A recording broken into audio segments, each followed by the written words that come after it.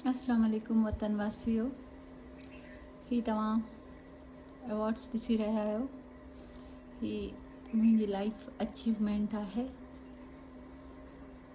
मूंखे ॾाढो प्यार आहे पंहिंजे हिननि अवॉर्ड सां ऐं आउं पंहिंजे हिन अवॉर्ड्स खे साह सां संभाले रखंदी आहियां।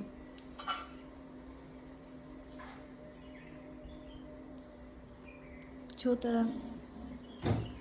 ही मुंहिंजे महिनत जो इनाम आहे, जेको 23 साल फ्री ऑफ कास्ट ॿारनि खे तालीम ॾिनी।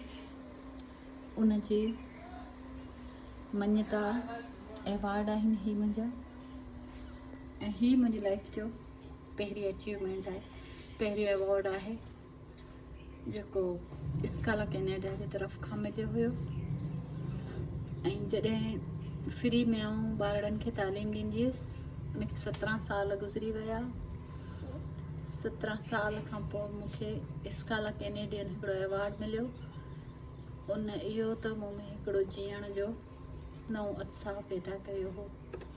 ऐं ही रोल मॉडल अवॉर्ड आहे, टीचर्स रोल मॉडल अवॉर्ड आहे। इन सां गॾु हिते मुंहिंजा काफ़ी सारा अवॉर्ड्स पियल आहिनि, तव्हां ॾिसी सघो था।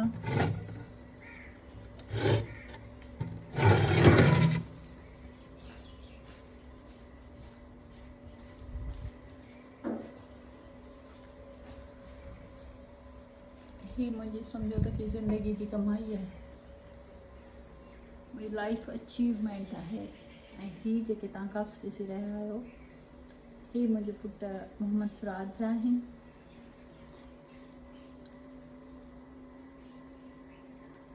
अल्लाह पाक अल्लाह जो शुक्र आहे, तमामु घणी इज़त ॾिनी आहे। तव्हां सभु दुआ कजो त के रब पाक इन इज़त में इलाही सारी बरकत अता करे।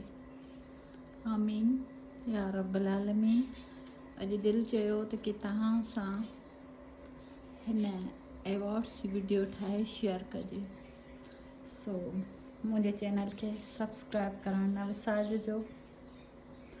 तव्हांजी भेण अमरीन राहू हमेशह तव्हां सां गॾु, साथ सलामत, सिंध सलामत।